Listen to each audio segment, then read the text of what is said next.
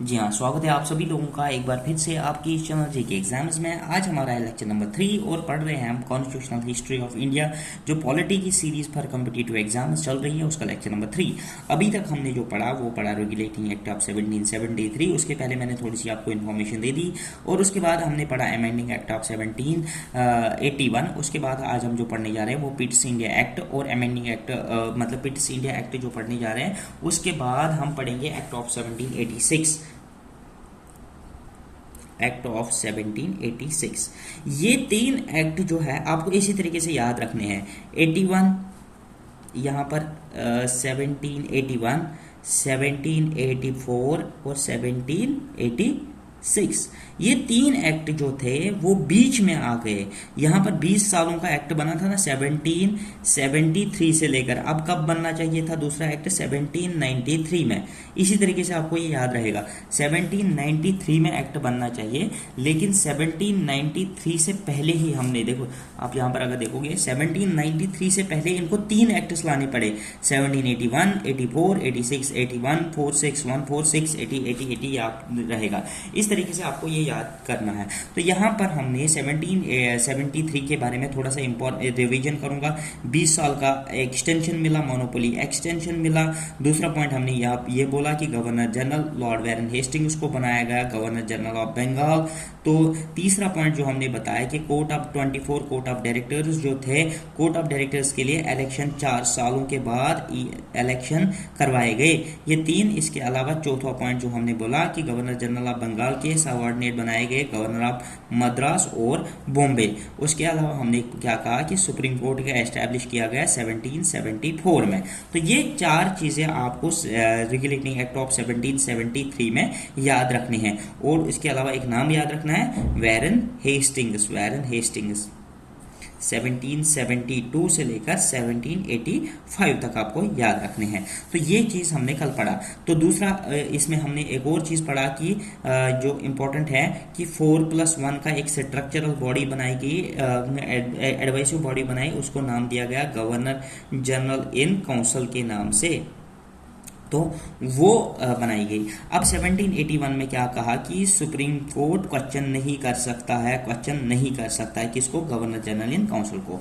आज हम जो पढ़ने जा रहे हैं वो पढ़ने जा रहे हैं पिट्स इंडिया एक्ट ऑफ 1784। इसी तरीके से आपके शॉर्ट नोट्स होने चाहिए कि जिनको आप एक दिन में रिवीजन कर सकते हो, आधे दिन में रिवीजन कर सकते हो। तो नोट्स बनाने की कोशिश कीजिएगा इसी तरीके से जिसपे आपको शॉर्टली बहुत आसानी तरीके से आधे पेज में ही सारा कॉन्स्टिट्यूशनल हिस्ट्री होना चाहिए। आप 10-15 पेज बनाओगे, फिर पलटोगे, रिवीजन कब करोगे, वो प्रॉब्लम रहती है।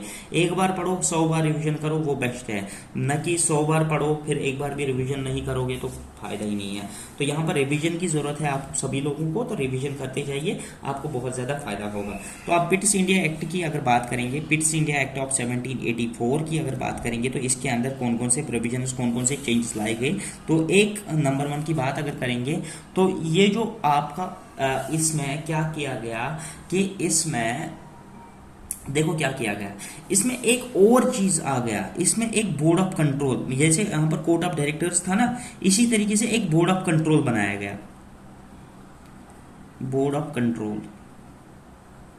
अब ये बोर्ड ऑफ कंट्रोल जो थे, इसमें 6 मेंबर्स थे। कितने मेंबर्स थे?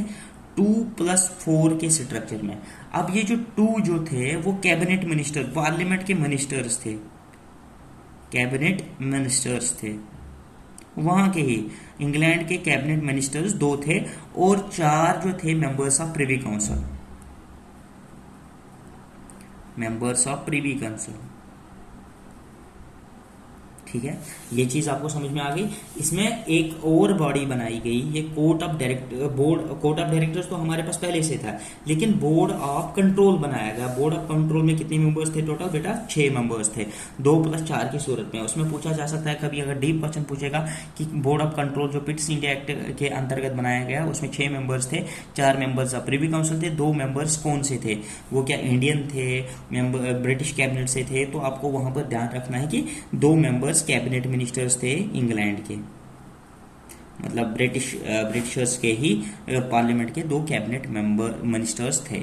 अब यहाँ पर इनको जब ये बोर्ड ऑफ कंट्रोल बनाया गया, ये बनाया गया किसके लिए? ये बनाया गया responsible for administrative functions of east India company. तो ईस्ट इंडिया कंपनी के फंक्शंस को देखने के लिए क्या बनाया गया, बोर्ड ऑफ कंट्रोल बनाया गया, जिसके अंदर 6 मेंबर्स आते हैं। और इसके बाद ये जो कोर्ट ऑफ डायरेक्टर्स था हमारा, कोर्ट ऑफ डायरेक्टर्स जिसमें 24 मेंबर्स थे, जो हम पहले से पढ़ते आ रहे हैं, इट वो ये जो रखा गया, ये रखा गया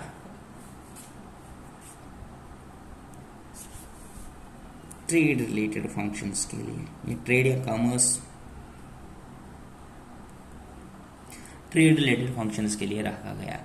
इस वाले अरेंजमेंट को देखो, अब दो चीज रखेंगे। अभी तक जो कोर्ट ऑफ डायरेक्टर्स था वही देखता था आपके ट्रेड को भी और वही देखता था आपके एडमिनिस्ट्रेशन को भी, लेकिन अब क्या बनाया गया, एडमिनिस्ट्रेशन को देखने के लिए वहां पर 6 मेंबर्स अलग से रखे गए, उनको बोर्ड ऑफ कंट्रोल कहा गया, BOC कहा गया। और ट्रेड रिलेटेड फंक्शंस के लिए कोर्ट ऑफ डायरेक्टर्स रखे गए जो 24 मेंबर थे, तो वो अलग अलग अरेंजमेंट हुआ, मतलब ट्रेड को अलग और एडमिनिस्ट्रेशन को अलग। इस वाले अरेंजमेंट को हम क्या कहते हैं, डबल गवर्नमेंट। क्या कहते हैं, डबल गवर्नमेंट। तो आपको क्वेश्चन पूछा जाता है कि the double government in India was established by which one of the following act. तो आपको वहां पर आंसर करना है, पिट्स इंडिया एक्ट के अंदर डबल गवर्नमेंट या डबल अरेंजमेंट भी कह सकते हो, क्योंकि इसमें बोर्ड ऑफ डायरेक्टर्स और कोर्ट ऑफ डायरेक्टर्स और बोर्ड ऑफ कंट्रोल के अलग अलग फंक्शंस रखे गए। तो ये चीज आपको समझ में आना चाहिए। इसके अलावा जो इसमें तीसरा पॉइंट है, ये तो हो गया एक पॉइंट, ये हो गया दूसरा पॉइंट, और तीसरा पॉइंट जो हमें इसमें पढ़ना है, गवर्नर जनरल इन काउंसिल। जो गवर्नर जनरल इन काउंसिल जो हम पढ़ते थे, जिसमें पहले 4+1 का स्ट्रक्चर था, वो रिड्यूस किया गया है, और वो रिड्यूस किया गया, वो 3+1 के स्ट्रक्चर में लाया गया, न्यू स्ट्रक्चर, मतलब उसमें एक मेंबर कम किया गया।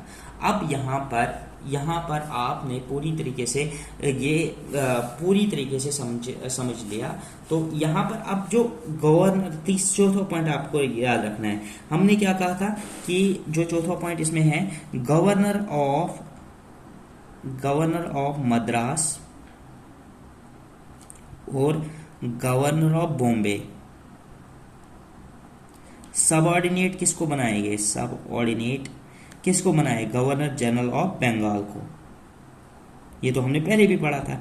लेकिन किन किन मैटर्स में आपको याद रखना है, ये वॉर के रिलेटेड इसी को ऊपर से ऑर्डर्स देने थे, तब जाके ये कुछ कर सकते थे। दूसरा रेवेन्यू, और तीसरा डिप्लोमेसी। वॉर, रेवेन्यू और डिप्लोमेसी के मैटर्स में ये दो गवर्नर्स इस गवर्नर के सबऑर्डिनेट बनाए गए, वॉर, रेवेन्यू और डिप्लोमेसी। WRD, DRW कुछ भी याद रखें और ये आपको याद रहेगा। अब लास्ट वाला जो एक्ट यहाँ पर है, एक्ट ऑफ 1786। अब इस एक्ट ऑफ 1786 को क्या कहा जाता है, किस तरीके से इसमें चेंजेस लाई गई, ये ज़्यादा इंपॉर्टेंट नहीं है, लेकिन पिट्स इंडिया एक्ट इंपॉर्टेंट है, क्योंकि इसमें डबल गवर्नमेंट का जो शब्द है कभी कभी एक्सप्लेन किया, पूछा जाता है कि डबल गवर्नमेंट क्या है। इसमें डबल अरेंजमेंट, एडमिनिस्ट्रेशन को अलग देखने के लिए, ट्रेड को अलग देखने के लिए अलग अलग बॉडीज रखी गई, बोर्ड ऑफ डायरेक्टर्स और court of directors, board of control और court of directors. Governor general को ये किया गया, ये भी इंपॉर्टेंट नहीं है। तो यहाँ पर मतलब मैटर्स ये भी इंपॉर्टेंट नहीं है, इसमें आपको डबल गवर्नमेंट के लिए Pitt's India act mostly importantly याद रखना है। अभी तक जो इंपॉर्टेंट एक्ट्स है, रेगुलेटिंग एक्ट ऑफ 1773 इंपॉर्टेंट है, Pitt's India act double government की के लिए इंपॉर्टेंट है। अब एक्ट आता है एक्ट ऑफ 1786। अब यहाँ पर एक्ट ऑफ 1786 को अगर हम देखेंगे तो इसको पूरी तरीके से समझने की कोशिश करते हैं, एक्ट ऑफ 1786 को। अब एक्ट ऑफ 1786 में क्या क्या चीज़ें इंट्रोड्यूस की गई वो हम पढ़ते हैं। ये भी ज़्यादा इंपॉर्टेंट नहीं है, आप अगर चाहो तो इसको छोड़ भी सकते हो, लेकिन मैं आपको पढ़ाऊंगा। It give veto power to the governor general Lord Cornwallis. मतलब ये जो देखो मैंने आपको क्या बताया, वैरन हेस्टिंग्स जो थे 1772 से लेकर 1785 तक थे, ठीक है। अब 1785 के बाद कौन आता है, कॉर्नवालिस, लॉर्ड कॉर्नवालिस। तो ये 1786 से लेकर 1786 से लेकर 17 1793 तक रहेंगे। ठीक है, आपको इसी तरीके से डेट भी याद रखनी है। मैंने 2 गवर्नर्स यहाँ पर कंप्लीट भी किए, 2 गवर्नर्स का हमने पढ़ा, लॉर्ड वारन हेस्टिंग्स और कॉर्नवाल्स 1786 से लेकर 1793 तक ये गवर्नर जनरल रहे। अब इसमें क्या हुआ कि इसको वीटो पावर दिया गया। इसने बोला कि मैं तभी जाके इंडिया में गवर्नर जनरल बनूंगा जब मुझे कुछ वीटो पावर्स दिए गए।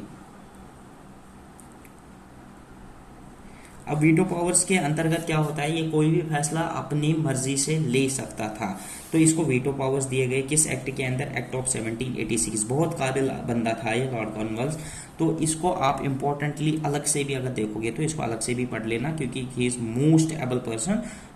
ये किस तरीके से, क्योंकि इसमें इसके एडमिनिस्ट्रेटिव रिफॉर्म्स बहुत अच्छे थे।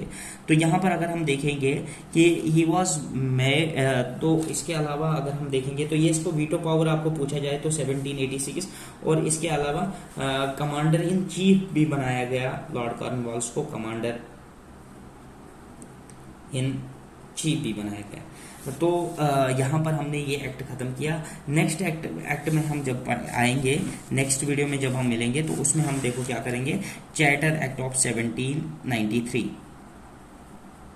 चार्टर एक्ट ऑफ 1793, इसको एक्सप्लेन करेंगे पूरी तरीके से कि अब क्या हुआ। देखो 20 साल तक की हिस्ट्री हमने कवर कर ली, सारे एक्ट, सारे चीज़ें जो कॉन्स्टिट्यूशनली इंपॉर्टेंट है वो मैंने आपको बता दिए। तो यहाँ पर हम इस वीडियो को खत्म कर लेते हैं, नेक्स्ट वीडियो में मिलेंगे आपसे। तब तक के लिए अगर आपने चैनल को सब्सक्राइब नहीं किया है, वीडियो को लाइक नहीं किया है, चैनल को सब्सक्राइब कीजिए, वीडियो को लाइक कीजिए और अपने दोस्तों के साथ ज़रूर शेयर करिएगा। फेसबुक पे जहाँ पर भी आप चाहोगे तो वहाँ पर शेयर कर सकते हैं, टेलीग्राम वगैरह अपने चैनल के, ताकि ज़्यादा से ज़्यादा लोग देखें इसको। मैं भी मोटिवेट हूँ और मैं आपके लिए बेस्ट से बेस्ट कंटेंट ले आ सकूँ। नहीं तो अगर कम लोग देखते हैं तो फिर इंसान डिमोटिवेट हो जाता है। डिमोटिवेट होने की सूरत में मुझे यही लगता है कि मैं क्यों पढ़ाऊँ। तो दैट इज़ वाई अगर आपको इस चैनल पर बने रहना है तो अपने दोस्तों को भी इन्वॉल्व करिए, अपने सोशल मीडिया को इन्वॉल्व करिए, चैनल को ज़रूर दूसरे लोगों के साथ शेयर करिए इस वीडियो को। Thanks for watching this video, good bye, see you in the next video.